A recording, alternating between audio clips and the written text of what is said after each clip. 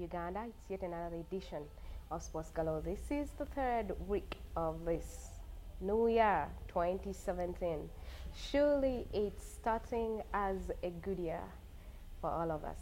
Of course, AFCON is going on in Gabon. And of course, Uganda, the whole country, 33 million people, are waiting to see what happens. But of course, Uganda is in high spirits. But what we have on our edition today of Sports Galore includes the activities that are going on in the Intercities Under-17s League. We talked about that about 3 weeks ago here on UBC.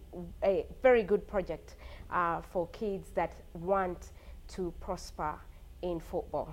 We'll talk about that. We have motocross, beach soccer, and then AFCON that's going on. The opening games of Africa Nations Championship all ended in a draw. Yesterday, we saw quality football.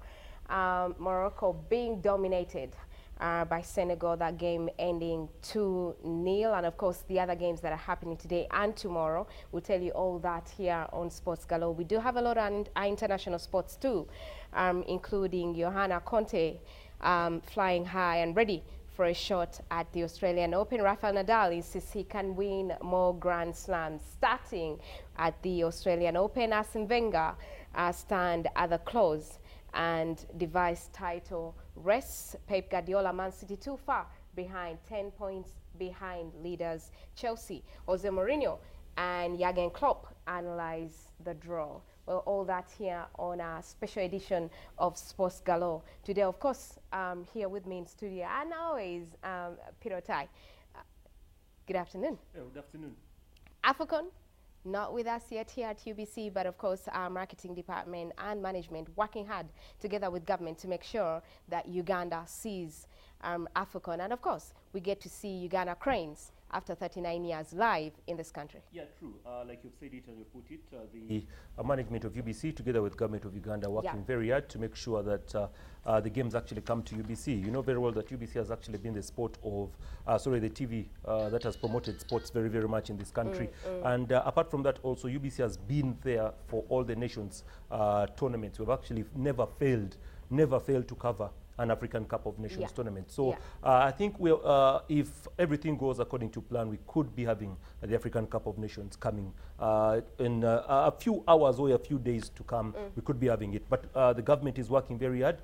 UBC is also working very hard. The rights are so expensive, they are really expensive. Super expensive. That's one thing that very many Ugandans fail to understand.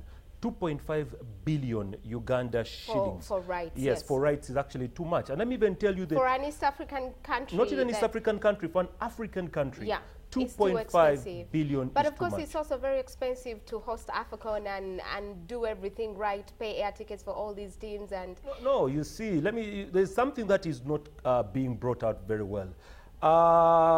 The body that governs African football, which is actually called CAF, is full of mafias. Yeah. Full of mafias. I can actually boldly say this on national TV. CAF is full of mafias. It is not until we actually call in maybe the likes of FBI. Surely it should not be. If you realize if you realize some time back, FIFA. We don't buy the World Cup at that price. Yeah, I was actually explaining when FIFA had issues, the FBI had to come in. Yeah. The FBI had to come in to actually. Sepp Blatter. Yes, that's why we saw the Sepp Blatters out, the Michel Platini is out. Investigations. So if the same FBI can also come and investigate. President of CAF, was interim. Well, I don't know about FIFA that. president. I don't know about that, but what is actually very, very clear, boldly, is the element of, I can say, thuggery that is going on in African football.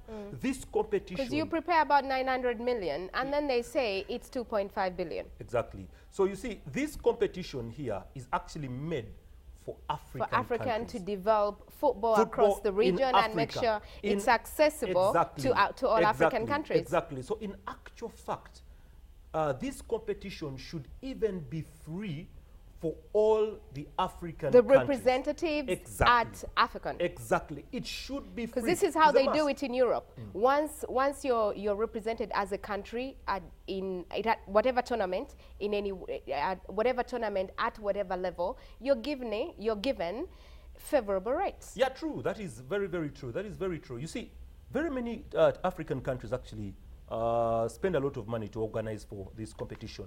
It is because of the countries that are taking part in the finals that these people have something to sell. That's one thing that is actually very true. So I'll always say there is a lot of thuggerism going on. You can actually go down. Let me give you a clear point. The sponsors are French. The sponsors are French. Total? Yes. The commentators of an African event are French. Speaking French. The production team of the African event are French. Yeah? The marketing department is French. The people that are holding the rights of African football in Africa are French. A company called Lagardère, something like that. We are going to talk about that when we talk about AFCON. But for starters, we do have the Intercities Under-17s tournament. Yeah, true. It was going on in different cities, including Jinja, Mukono, Kabale. We also had the same tournament going on, Makindye, Nakawa, Rubaga, Kampala. It was an amazing opener. That's the conference that happened this morning. The man you see on the screen is Coach Muitare. Everybody knows him by Coach Muitare. That's his nickname. The man in the center has done everything to make sure that this tournament is going on every year. And the good thing about this is that Alex Manby has a huge interest in kids. The man that does a lot of scouting for Man City, Crystal Palace, and Arsenal. He has a lot of interest in what is happening at the age between 17 and under. Well, the good thing that I've known about this is that there's already teams that have been selected, Pirotai. And the guest teams already, SC Villa will take their under-17, Police, Simba, and Maroons. Yeah, true. It is going to be a very good competition, believe me. When you look at the under-17 category there, you realize that the games will be played at Wankulukuku Stadium. Then we shall also be having, that is Chibuli Children's School, Kasanga, KCC, Luzira Town, Kamocha, Kaida, Bulamu Children's Center, Katanga, Wakiso Town, Entebbe Town, Naweru, and of course Nakala Center shall be the areas that the games will be playing at. And we expect some very good action. Like you said, Sports Club Villa, Police, Simba, and Maroons have a very, very good setup of young lads. So this competition is going to be something very nice, beginning on the 18th to the 21st. Pirotai, this is a tournament that should groom footballers. And I think clubs in Uganda, as on Premier League clubs, big league clubs should have embraced this as an opportunity to give more playing time to their youngsters. Yeah. But it's only SC Villa, Police, Simba, and Maroons. KCCA that was supposed to host this pulled out. Well, they could be having Coach Mike Mutebi had before told the head of this Intercities tournament, said, look, we'll be able to give you one day. You can have the finals of this tournament at KCC. Then all of a sudden, it was, you're going to pay 10 million shillings because we have TAF. That's not good. You see, the problem with Ugandan football is and then they have withdrawn that team too. Intrigue. There's a lot of intrigue going on. I think somebody must have gone to tell the guys of KCC that, look, this is what you're missing out. There could be something that you're missing out. And I think it's just all about the intrigue that is actually there in Ugandan football. I've actually seen this a lot on very many occasions. So this competition is not the first to have such issues. It's Ugandan football, and I think for KCC accepting and later on pulling out and charging 10 million, they could be surely Express, they could Vipers, Sowana do not have a proper under-17s league. They don't have an under-17s team. Well, they do.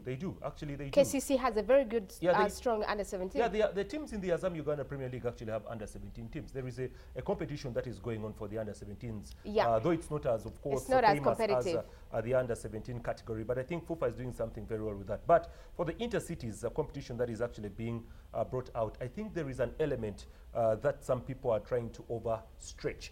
and that is an element of where do we benefit from. Because if KCC can actually come in and say, look, you can have the finals in the pitch for free, then later on they say, no, look, you have to pay 10 million shillings and we are pulling out each our day, team. because Chibirango asked for 2 days, the semi-finals and the finals. He said, look, these kids are going to be camping in Kampala. It's too expensive for me. I can't afford to pay 10 million. But what you can do, we can do a swap deal. We get KCC to give us the stadium, and then we can give them a visibility platform. You can bring all your promotional material, and let's look at this as KCC supporting a good cause to develop football in this country. But regardless of that, the finals will be at Villa Park. Yeah. Villa Park CEO AC Villa has granted, including Misaga, has said, look, you can have this tournament here and you will have my full support. So we'll have this at Villa Park for the next 4 days. You have Alex Manby and a team coming in from Manchester City, Crystal Palace, and I think Barcelona are coming to see the kids here. What a big opportunity is that for Ugandan kids? Well, that's the reason as why KCC actually decided to ask for the 10 million, because they realized that a big I can say a big team of scouts is actually coming through, so why not make quick money from those? So I think it's not, I can say, not the right way to go. We need to promote football, and also we need to promote young people who have come up with such a concept. These are the people, these are the presidents of the future, because if someone like this can actually come and organize an inter-cities tournament, you know, and the tournament is actually trying to look at, that is trying to promote young lads and also trying to promote football around the areas. These are the people we should be holding, you know. The guys of KCC should actually give more support. Yeah. That's the reason as why Villa has come in to give support, and the other teams have come in to give support, because they see the future. So you can imagine if such a person becomes president tomorrow and he decides to do the same thing to you. The kids that are going to be chosen from this tournament, about 60 kids, are going to the Gothia tournament in Sweden. They are going to an inter-cities tournament that's fully sponsored in Qatar and Dubai. Yeah, like I said before, that is the reason as to why KCC decided to pull out and charge that money. And of course, because somebody there realized is missing a lot. Okay, also the other thing that I want to talk about are companies that actually want to support such a project. The finals will be on, I think, next week. And of course, the company that has fully supported and sponsored this event, Elite Agencies Company Limited. This agency is responsible for imports and exports of all goods, car bonds in Kampala, Jinja, customs clearing and forwarding, and of course online ordering of used cars from Japan. Well, a company like that comes out to say, look, I will support Ugandan football, but also it's a company that's owned by Coach Mita. Yeah, true, which is something very good. So I have to say, like, we have to give support to such people, such young lads who have actually come in to promote the sport and try and see if they can actually get something for the good of the young lads. So why not give them support? That's what I will say. Okay, well, from that to motocross, National MX Round 1 commenced yesterday, Sunday, at the Victoria Racetrack, Garuga, and competition in the MX1, MX2. 85cc, 65cc, 50cc, and the